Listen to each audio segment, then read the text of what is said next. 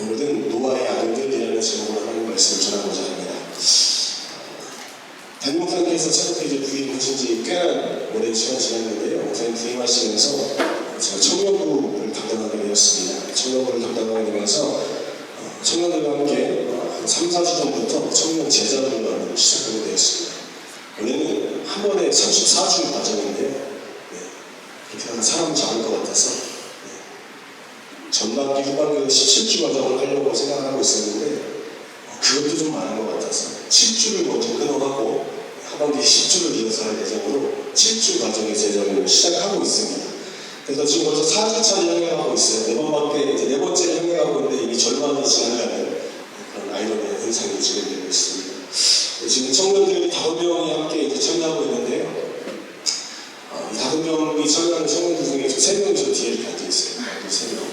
굉장히 믿음의 사람들입니다.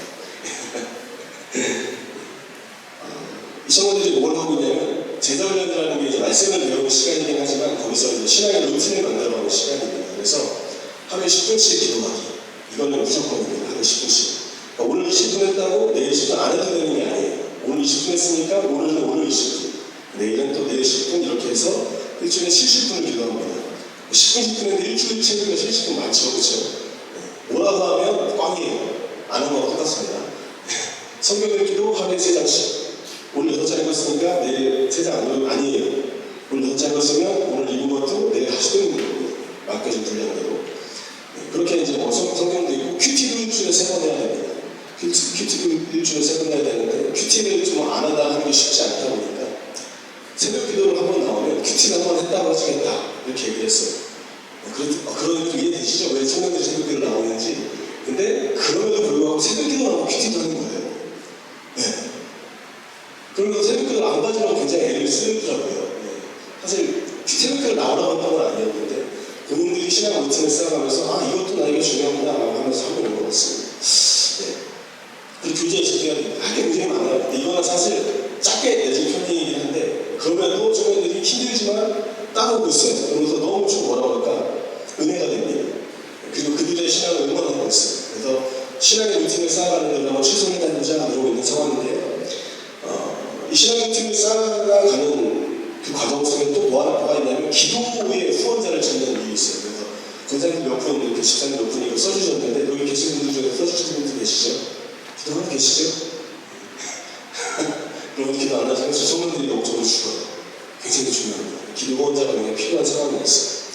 네, 그래서 이 청년들이 어떤 환경 속에서 신앙의 루틴을 좀 잘 지켜갈 수 있도록 여러분 좀 기도하시는 것을 멈추지 않으셨으면 좋겠고 나는 기도 후원자가 아니지만 그 청년들이 좀 생각난다면 여러분 좀 같이 기도해주시면 좋을 것 같습니다. 제가 이 얘기를 왜 하냐면 오늘 말씀을 전하게 된 계기가 이 청년 제자훈련 속에 있기 때문입니다. 이 청년 제자훈련은 사실 아까도 말씀드렸지만 말씀을 배우는 시간이라기보다 영적 루틴을 쌓아가는 시간이고 삶에서 그 말씀을 실험하고 싸우는 믿음의 실험실이자 영적인 전쟁터라고 이야기할 수 있기 때문에 그렇습니다. 그런데 그런 청년들에게 신앙의 루틴을 만들어가면서 제가 궁금한 게 있으면 질문을 하라고 얘기했어요. 그러면은 안 할 줄 알았는데 질문 엄청 많이 하는 거예요. 그래서 질문의 얘기를 들어보면 뭐 자세한 건 이야기할 수 없지만 이런 것도 물어보네 라고 할 수 있는 굉장히 신앙 기초적인 질문부터 이런 것까지 물어봐? 라고 할 수 있는 굉장히 신앙의 높은 수준의 질문까지 하는 것들을 좀 보면서 가능성이 있는 훈련이 되겠구나 라는 생각을 굉장히 많이 했어요. 그런데 질문들이 너무 많다 보니까 좀 쉽지는 않더라고요. 그런데 그 여러 가지 질문들 중에서 이제 다른 청년이 똑같은 질문을 한 거예요. 뭘 질문했냐면 창세기 9장을 보고 있는데 창세기 9장에서 왜 함은 노아로부터 저주를 받았습니까? 이게 첫 번째 질문이었어요. 두 번째 질문은 무엇이냐면 왜 함이 아니라 가나안이 저주를 받았죠? 라고 이렇게 질문을 하는 거예요. 그래서 이제 이 질문에 대해서 첫 번째 청년이 질문했을 때 제가 뭐라 했냐면 그러면 나중에 수요예배를 설교를 할 수 있을 기회가 되면 그때 설명해 줄게 라고 이렇게 뒤로 좀 밀어놨었습니다. 근데 이 질문을 또 다른 청년이 똑같이 물어보는 거예요. 심지어 첫 번째 질문했던 청년이 못 나왔을 때. 그러니까 이 질문이 마치 첫 번째 질문인 것처럼 이제 느껴졌겠지만 두 번째 똑같은 질문이 나왔기 때문에 제가 짧게 대답을 해줬는데 뭐라고 얘기를 해줬냐면 함은 아버지의 하체를 보았고 그것을 덮어주지 않고 와가 형제들에게 알렸다. 그런데 샘과 야벳은 아버지의 하체를 보지 않고 그것을 덮어주었다라는 이야기를 하면서 좀 간단하게 쌤과 양세 덮고 한번 덮지 않았다. 주는 덮는 것이 드러나는 것이 아니다. 이렇게 간단하게 설명을 했습니다.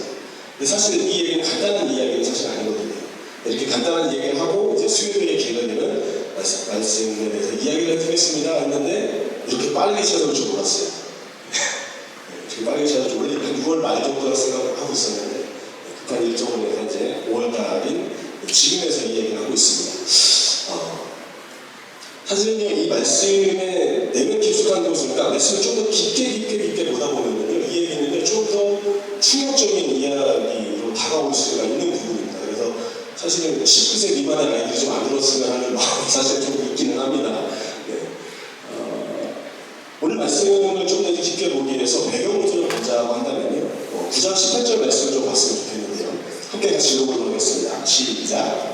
방주에서 나온 노아의 아들들은 셈과 함께 알계시며 함은 가나안의 아버지라. 여기서 보면은요, 지금 배경이 어떤 상황이냐면 인류가 홍수라는 어떤 재앙을 통해서 다후세를 당하고 난 다음에 당대 의인이라고 불렸던 지금 노아와 노아의 아내와 노아의 아들 3명과 3명의 아들의 며느리까지 총 8명만이 지금 생존해 있는 그런 상황입니다. 자, 그런 상황 속에서 하나님께서 무지개를 구름 사이에 두시고 뭐라고 말씀하셨냐면 이것을 너희가 보는 것이 아니라 내가 볼 때 라고 성경에 써있어요. 내가 볼 때, 내가 이 무지개를 볼 때 이 무지개를 보고 너희들에게 다시는 그로 심판하지 않겠다는 것을 기억하겠다라고 말씀을 하십니다. 그러면 이제 이 얘기를 지금 누가 들었냐면 8명의 사람들이 지금 들은 거잖아요. 그렇죠? 그리고 나서 창세기에서 하나님께서 아담에게 말씀하셨던 생육하고 번성하라는 충만하라는 이 이야기를 누구에게 하냐면 노아와 노아의 가족들에게 한단 말이에요. 그렇죠? 그러면서 노아의 가족들이 생육하고 번성하고 이 땅이 충만해지면서 이제는 이 이야기를 하나님께 직접 듣지 못한 그 후손들이 등장하는 거 아니에요. 그렇죠? 그럼 무지개가 딱 뜨면 어떻게 돼요? 하나님만 그것을 보는 게 아니라 사람들도 무지개를 본다는 것이죠. 그럼 무지개 보면서 무슨 얘기를 하시는 겁니까? 야, 저 무지개를 통해 하나님께서 약속을 하셨어 하면서 이제 자녀들에게 있었던 이야기를 쭉 해주겠죠. 그렇죠? 네, 그렇게 이 무지개를 통해 하나님이 징표를 만들어 놓으신 거예요. 징표. 그러면 이것은 하나님께서 이들을 심판한 이유와 심판하지 않겠다는 약속의 두 가지 얘기를 들으면서 하나님이 얼마나 사랑의 하나님이고 은혜의 하나님이시며 함께 또 심판의 하나님이신 것을 공의 하나님이신 것을 알 수 있게 된다는 것이죠. 그걸 가지고 우리는 경외한다고 하잖아요. 경외. 하나님을 경외하는데 이 무지개를 하나님 사용하셨다라는 것입니다. 자, 그러면 이런 지금 상황들, 장면들 통해서 18절 말씀 다시 한번 띄워주시면요. 18절 말씀에 처음에 시작에 방주에서 나온 노아의 아들들은 하고 쭉 나오잖아요. 그러면 방주에서 나오는이라는 이 단어가 상황적 배경이라는 거예요. 지금 상황적 배경. 마치 지금 어떤 일이냐면 모든 심판이 끝나고 하나님께서 생육하고 번성하고 그러면서 뭔가 축복들이 이루어질 법한 그런 상황이다라는 것이죠. 뭔가 행복회로가 이들 가운데 막 이렇게 돌아가고 있을 그들의 새로운 출발에 대한 이야기가 펼쳐질 것 같다라는 겁니다. 그런데 이 분위기를 예상하면서 말씀을 쭉 내려가다 보면요, 이게 아닌데? 라는 생각이 드는 말씀 구절이 등장하는데요. 21절 말씀을 보면요. 포도주를 마시고 취하여 장막 안에서 벌거벗은지라. 누가요? 노아. 당대 의인이었던 노아가요, 하나님께 복을 받고 생육하고 번성하면서 땅에 충만하라는 아담에게 주던 축복의 말씀을 받으면서 멋진 일이 일어날 거라고 분명히 생각을 했는데 노아가 포도주를 마시고 취해서 장막 안에서 벌거벗은지라라는 이런 장면이 등장하는 것입니다. 인류가 다시는 죄에 빠지지 않지는 않겠지만, 인류가 분명 죄에 빠지긴 하겠지만 지금은 아닐 거라는 생각이 들었는데, 누구를 통해서 이런 일이 일어나면 노아를 통해서 이런 일이 일어났다는 거예요. 하나님이 믿고 세웠던 노아가 죄에 빠지게 된 거예요. 그럼 고린도전서 10장 12절 말씀에 이런 말씀이 있어요. 그런즉 선줄로 생각하는 자는 넘어질까 조심하라. 지금 섰다라는 이런 표현이 뭐냐면 평화롭다라는 거예요. 내 삶에 지금 믿음이 견고하고 공고하게 서 있다라는 거예요. 그러니까 흔들림이 없을 것처럼 보인다라는 것이죠. 보통 우리가 막 어떤 캠프 같은 데 다녀오고 나면 애들이 막 믿음이 충만해서 오잖아요. 그죠? 근데 그때 가서 제일 위험하거든요. 굴려 넘어지기 제일 좋은 방심의 순간이다라는 겁니다. 지금 노아의 상황이 그렇다라는 거예요. 우리 우리가 우리의 삶에 어려운 일이 찾아와서 그토록 하나님을 붙들고 매달려가지고 이 문제를 가지고 치료하는 시간들이 분명히 각자의 삶 가운데 있으실 거라고 생각이 들어요. 때로는 정말 지금 우리가 누워서 엎드려서 기도하는 침대마저 다 젖힐 정도로 울며 하나님을 간절히 찾았던 그런 어려운 시기를 지났을 때가 있을 것이다 라는 것입니다. 그런데 우리에게 그 문제가 해결되고 평안이 찾아오게 되면 이 그토록 하나님 앞에 부르짖고 외쳤던 이 평안이라는 것, 이것이 생기고 나자마자 하나님을 아무렇지도 않게 잃어버리고 잊어버릴 때가 우리에게 찾아온다는 것이죠. 지금 이 상황이 바로 노아의 상황이었다는 거예요. 이런 평안이라는 것은요, 만들어가는 것이 아니라 지켜가는 거예요. 우리가 하나님을 도구로 삼아서 평안을 만들어야지가 아니라 내 안에 계신 하나님을 모시고 내게 주어진 삶 가운데 주님 주신 평안을 지켜가는 것이라는 겁니다. 그런데 우리는 하나님을 붙들고 기도하면서 주님이 평안을 주셨다고 생각하면서 그것을 마치 내 삶 가운데 만들어가는 것이라고 생각하고 만들어주는 하나님을 도구처럼 갖다 버리는 행동들을 한다는 것이죠. 지금 노아의 상황이 그런 상황이 아니었나라는 생각이 듭니다. 근데 여기서 더 충격적인 것은 무엇이냐면 22절 말씀인데요. 오늘 말씀의 아주 포인트죠. 가나안의 아버지 함이 그의 아버지의 하체를 보고 밖으로 나가서 그의 두 형제에게 알리매 이런 말이 나잖아요. 지금 함이 아버지의 벗은 하체를 보고 형제들에게 알렸다라고 성경은 지금 고발을 하고 있어요.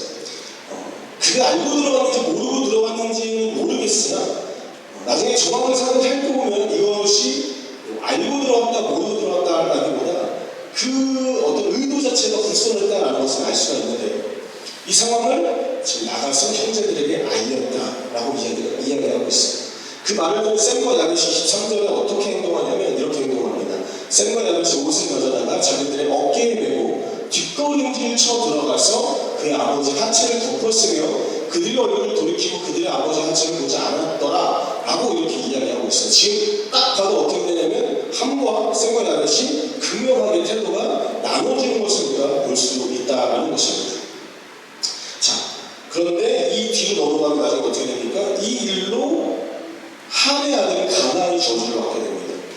우리가 이 사건을 통해 두 가지 질문, 아까 청년들이 질문했다는 그 두 가지 질문을 드리게 됩니다. 첫 번째, 왜 노아는 하체를 보는 것으로 저주를 해야 하나? 단지 하체를 보았다라는 것만으로 저주를 받는 거와 하면서 이렇게 아버지가 악담을 하는 게 여러분 너무 과하다는 생각이 들지 않으십니까? 아니 이게 뭐 그럴 수도 있지. 아버지가 아들이랑 목욕탕도 가는데 라는 생각이 들잖아요. 그러니까 이건 좀 너무 과하다는 생각이 든다라는 거예요. 아니 그렇다고 저주까지 한다고? 라는 것이죠. 두 번째, 왜 함이 아니라 그 아들을 저주하느냐라는 거예요. 우리가 읽었던 8절 말씀에 보면은 가나안이 함의 아들이다, 가나안의 아버지가 함이다 이런 말들이 나오잖아요. 그죠? 그리고 아까 읽었던 몇 절이죠? 22절에서도 가나안의 아버지 함이라는 말이 계속 나와요. 이게 왜 나오는지 우리가 조금 뒤에 가면 이해할 수가 있을 것 같습니다. 자, 어쨌든 중요한 것은 무엇이냐면 너무 과하다라는 거예요. 지금 우리가 볼 때도 이건 좀 심한데 라는 생각이 드는 거죠. 그렇다고 한다면 여기는 분명히 뭔가 의도가 있을 것이다라는 거예요. 우리가 모르는 어마어마한 무언가가 있기 때문에 이런 말이 지금 나오지 않았느냐라는 것이죠. 자, 이것을 얘기하기 위해서 우리가 좀 죄라는 것을 좀 얘기하고자 합니다. 여러분 인류가 선악과를 이제 하나님께서 주셨을 때 아담과 하와가 이 선악과를 이제 보게 되지 않나요? 그렇죠? 창세기 3장 6절 말씀에 보면요 이런 말씀이 있어요. 여자가 하와죠. 하와가 그 나무 선악과를 본직이라고 써 있어요. 보니까 먹음직도 하고 보암직도 하고 지혜롭게 할 만큼 탐스럽기도 한 나무인지라 여자가 그 열매를 따먹고 자기와 함께 있는 남편에게 주매 그도 먹은지라. 이 일을 통해서 죄가 인류 가운데 들어왔어요. 그런데 죄가 들어오는 과정의 제일 첫 번째를 보니까 뭐예요? 그 나무를 본직이에요. 본직. 눈으로 보았다라는 거예요. 그러니까 지금 눈을 본 게 지금 문제가 됐다라는 것이죠. 근데 여기서 이 보다라는 단어와 함이 아버지 하체를 보았다라는 보다라는 단어가 똑같아요. 똑같은 단어를 쓰고 있다는 거예요. 그래서 학자들은 이것을 두고 뭐라고 얘기하냐면 이것이 함이 노아와의 동성애 때문에 이런 일이 일어난 것이 아니냐라는 학자들의 견해가 있습니다.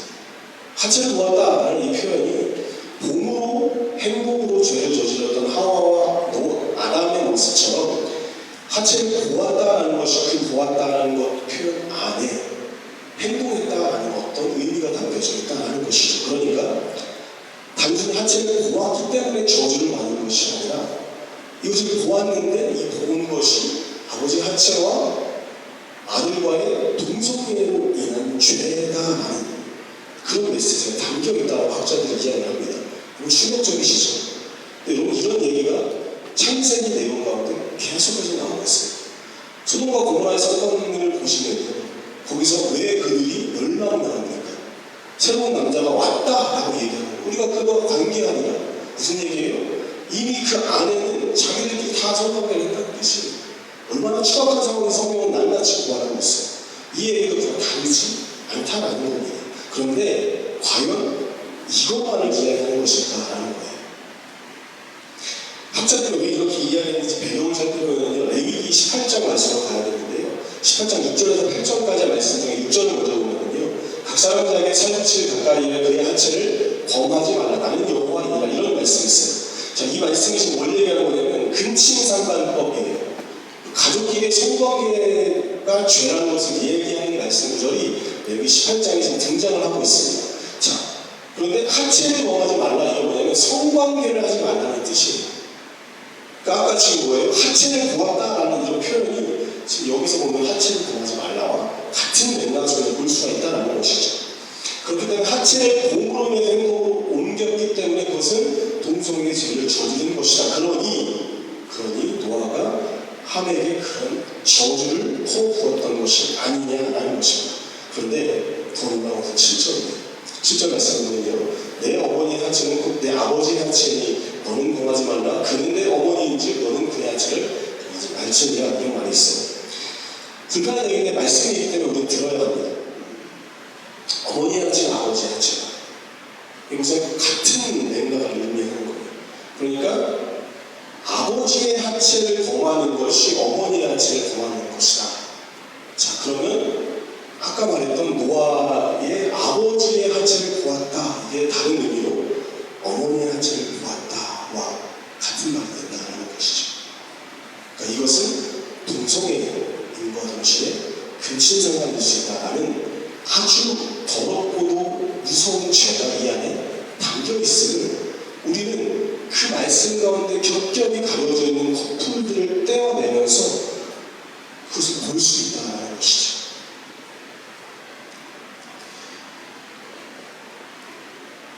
그러니까 이 사건을 다시 생각하면서 말씀을 보면 자신의 성적으로 올바르지 않은 행동을 하고 나온 함이 형제들에게 이야기하는 거예요. 뭘 이야기했어요? 그런 상황들을 이야기하는 거예요.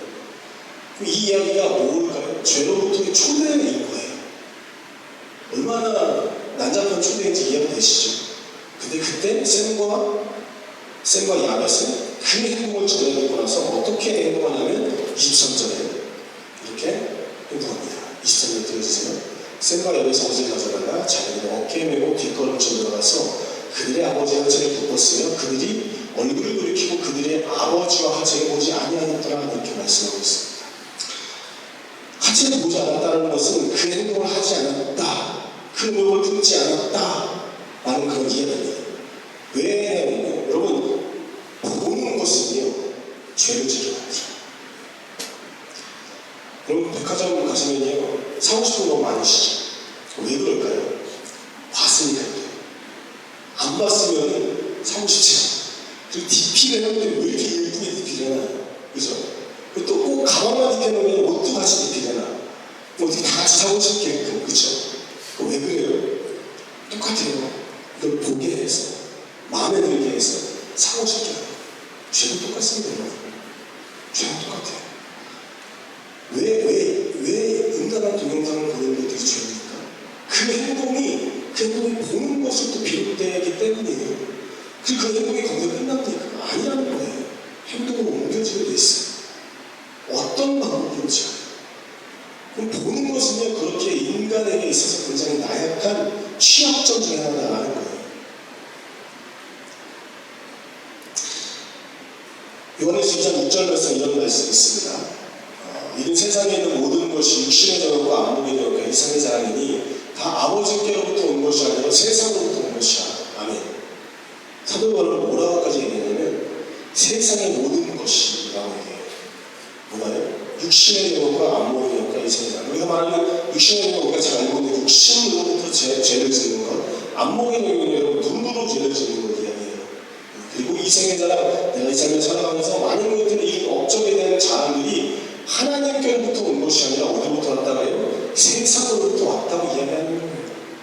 그럼 이것들이 하나님부터 우리를 멀어지게 된다는 거예요. 샘과 야벳은요, 세 가지를 덮었어요. 뭘 덮었냐? 첫 번째, 자신의 눈을 덮었습니다. 왜요? 공으로 인해서 죄에 질까봐. 나는 보고도 죄 안 지을 자신이 있어. 여러분, 이것은 굉장히 그만한 거예요. 이 싸움은 나의 싸움이 아니기 때문에 그래요. 죄는요, 하나님께서 나와 함께 싸워주시는 싸움이에요. 보는 것을 내가 보고 이겨낼 수 있다는 것은 우리가 감히 상상할 수 있는 것이 아니에요. 두 번째, 아버지 하체를 덮었습니다. 아버지 침을 덮어드린 거죠. 아버지의 삶을 덮고. 근데 이것이 단순히 덮어주었다기보다 음란의 행위에서 내가 멀어지길 결정했다 하는 거예요. 어떻게 하는 거예요? 보지 않은 거예요. 봤으면 덮지 못했을 거예요. 보지 않았기 때문에 덮을 수 있었다라는 겁니다. 세 번째는 뭐냐면 함의 죄를 덮었어요. 함에 와가지고 그렇게 음란으로서의 총애를 했음에도 불구하고 함에게 뭐라 하지 않았어요.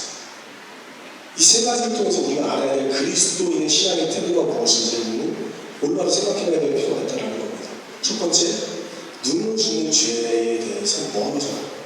만약에 내 눈앞에 무언가 음란하고 싶으면 어떻게 됩니까? 눈을 피하는 거예요. 그죠?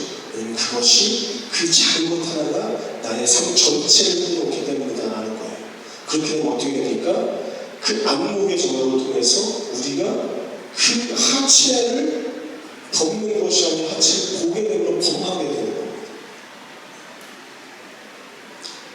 또 하나, 그렇게 죄로부터 초래하는 사람이 있다고 해서 우리가 손가락질하고 정죄해서 안 된다는 거예요. 우리는 심판관이 아니에요. 심판관은 하나님이시기 때문에 그렇습니다. 그런데 우리가 옳고 아는 것이 있기 때문에 누군가에 대해서 심판하고 정죄하는 말들 우리가 내뱉었거든요. 그건 뭐 저도 마찬가지예요. 그렇기 때문에 우리는 그런 부분들에서 좀 주의해야 될 필요가 있다는 것이죠. 우리는 심판관이 아니에요. 우리는 나와 같은 존재를 사랑하신 하나님의 그 사랑으로 누군가를 사랑해야 될 존재다라는 거예요. 이 사실들이 우리 삶 가운데서 녹아지지 않으면 우리는 세상에 속한 자와 별반 다를 것이 없다라는 것입니다. 자, 그럼 이 정도 되면 여러분 왜 노아가 하나님에 대해서 그렇게 대모하면서 그렇게 행동했는지 좀 이해가 되시지 않겠습니까? 되려 살인하지 않은 게 놀라운 정도예요. 그죠? 두 번째죠. 그럼 왜 함이 가나안에게 저주를 쏟아가 부었냐는 거예요. 이 질문은요, 성경의 기본 목적을 보면 알 수가 있습니다. 우리가 창세기, 출애굽기, 레위기, 민수기, 신명기를 보면 이걸 가지고 뭐라고 하냐면 모세오경이라고 이야기합니다. 이거는 모세 시대에 쓰여졌다, 모세가 기록했다라고 해서 모세오경인데요. 유대인들은 이 5가지 성경만을 아직도 자기의 성경이라고 생각해요. 네. 이걸 토라라고 얘기하고 펜타티크 5손가락이라고 얘기를 하거든요. 그들에게 있어서 이것은 거의 법이에요. 자, 근데 이것이 언제 무슨 목적으로 쓰여졌냐라는 것이죠. 먼저 가나안에 들어가야 할 이스라엘 백성들이 자신의 뿌리가 무엇인지를 알기 위해서 기록한 창세기, 그죠?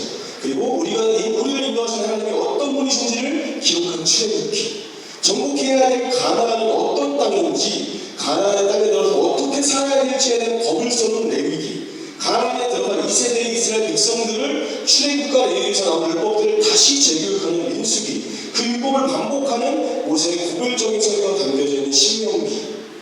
자, 이것이 지금 어디를 들어가기 전에 어디에 목전에 두고 있는 이스라엘 백성들이 이것을 기록하고 써내라는 거예요. 가나안이에요, 가나안.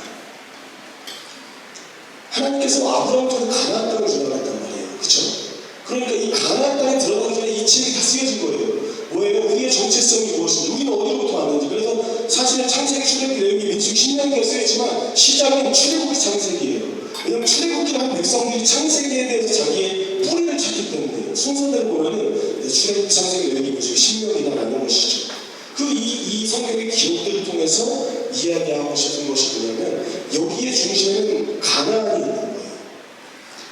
아브라함을 통해 하나님께서 약속했던 가나안에 들어갈 건데 가나안에 들어가는 뿌리가 너희가 무엇인지 생각하는 거예요. 왜냐하면 그곳에 들어가면 자신들의 뿌리와 상관없는 존재들이 있기 때문이라는 것이죠. 그러니까 자신들의 뿌리에서 벗어난 존재들, 그게 누구예요? 함의 아들 가나안, 그들이 거기 있기 때문이다라는 거예요. 지금 이스라엘 백성들은 어디로부터 올라가는 존재냐면 셈부터 올라가는 존재들이다라는 것이죠.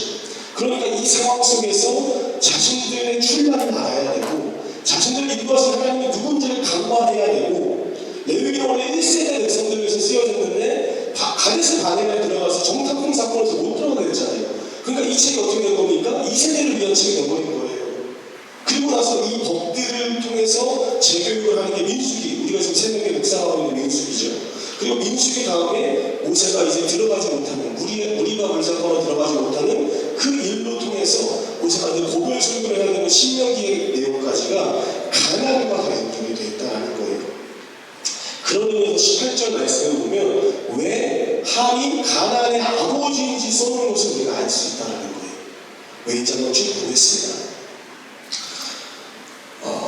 노아의 아들의 함 이야기를 통해 뭐냐면 하고 싶은 말이 뭐냐면 함의 이 사건을 통해서 너희가 정복해야 될 가나안의 뿌리를 거슬러 올라가면 그의 아버지인 함이 이런 행동을 했다는 거예요.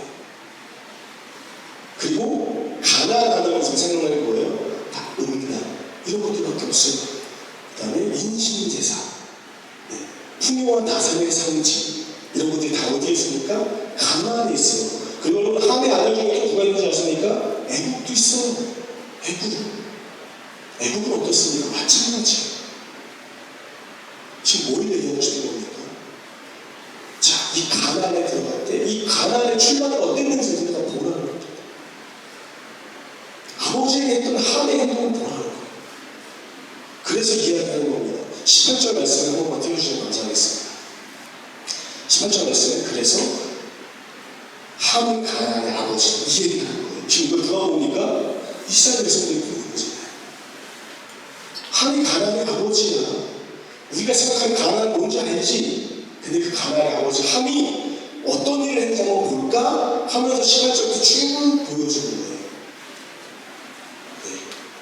22절에 보면 똑같이 나와요.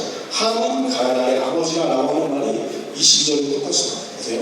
가나안의 아버지 함이 강조하는 거예요. 야, 가나안 이런 족속이야. 왜 우리가 가나안을 멸해야 되는지, 이 땅을 점령해야 되는지 너희들이 온전히 기억해. 그것을 말해주기 위해서. 그래서 말해주기 위해서 의도적으로 함의 아들 가나안이 저주를 받는 것들을 기록하고 있다는 것입니다. 결국 뭐냐면 이 노아의 사건들을 통해서 이스라엘 백성들은 뭘 하는 거예요? 여기에 말씀된 언약의 성취를 가나안에 들어가서 우리들이 해내야 된다는 것입니다. 그것에 대한 동기부여를 누가 하는 겁니까? 모세 오병을 쓴 모세, 그가 하고 있다는 거예요. 왜 우리가 가나안을 점령해야 되는지, 왜 그것이 약속의 땅인지, 우리의 뿌리는 무엇이었는지 그것들을 설명을 해주고 납득이 되어야 된다는 거예요. 그러니까 가나안 종교에 넘어가지 말라고 레위기에 그런 것들을 썩고 주고 있는 거예요. 얘들아, 가나안 들어가면 얼마나 추악하고 더러운 것들이 많은 줄 알아? 근데 너희들이 그걸 이겨내야 돼. 그 법들을 써있는 레위기, 그 내용을 알고 이것을 보면 레위기는 법이 아니라 가나안에 대한 정보가 기록되어 있다는 것을 알 수가 있다는 것이죠. 하나님께서 이 노아를 통해 하신 이 가나안의 선언을 통해서 가나안이라는 족속 자체는 그의 형제의 종이 된다고 26절에 기록하고 있는데요. 26절 말씀 같이 한번 읽어보겠습니다. 시작. 또 이르되 셈의 하나님 여호와를 찬송하리로다. 가나안은 셈의 종이 되고 라고 기록하고 있습니다. 가나안이 셈의 종이 된대요. 종이 된다는 것은 정복되어진다라는 그런 의미를 가지고 있습니다.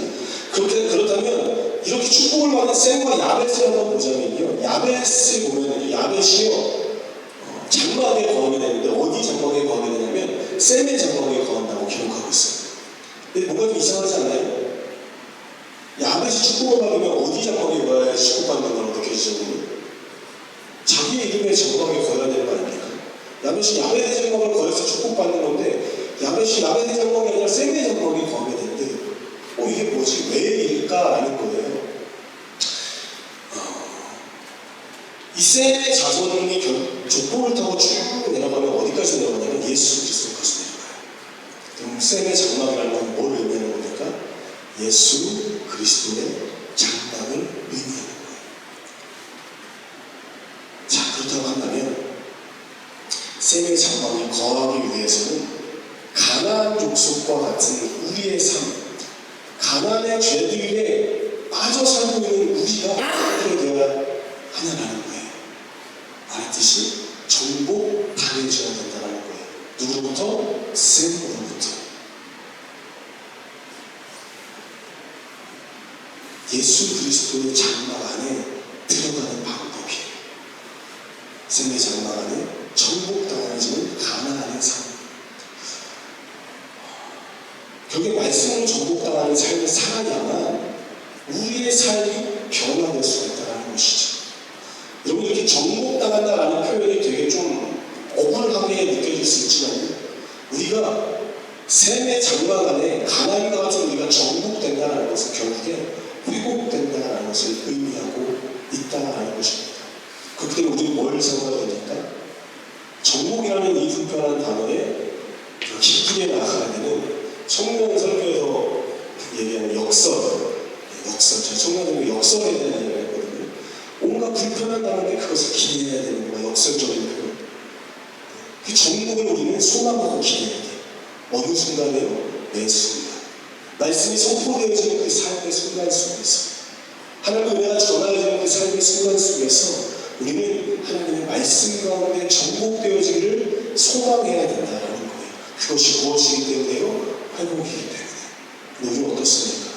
마음속에 가난의 종들과 같은 죄들이 너무나도 많이 있기 때문에 정복당하기 싫은 거예요. 자존심 상해요. 내 삶이 무시당하는 것 같고 내 존재가 사라지는 것 같습니다. 그래서 말씀을 들어도 은혜가 되지 않아요. 어쩌고 그 말씀이 왜입니까? 우리 안에 경고와 진리들이 있기 때문에 내가 옳다는, 내가 맞다는 이 벽들이 무너져야 될 줄 믿습니다. 이 벽들이 우리 가운데 깨어지고 부서지고 정복당해질 때에 주께서 우리의 마음 중심 가운데 주인 되셔서 우리의 삶을 다스리시고 그로 인하여 우리의 삶이 회복을 경험할 수 있는 믿음의 사람들 되실 수 있기를 우리 주 예수님의 이름으로 축복합니다. 말씀을 좀 정리하겠습니다. 하늘에 내린 저주가 너무하다라는 생각이 들었지만 사실 3년 했을지라도 그것이 이상하지 않을 정도의 죄를 지었던 함의 모습, 우리가 손가락질 할지라도 어쩌면 우리의 모습이 그와 다르지 않다고 이야기할 수 없을 것입니다. 그리고 함의 모습을 통해서 우리의 삶의 모습들을 발견하시고 우리 스스로가 하나님의 말씀이라는 정복 전쟁 앞에서 굴복함으로 우리의 삶을 내어드리고 주의 말씀 가운데 온전히 거함으로 인하여서 우리의 삶 가운데 구원과 회복의 은혜가 있을 수 있기를 우리 주 예수님의 이름으로 축복합니다. 아멘. 함께 찬양하고 기도하는 시간 갖도록 하겠습니다.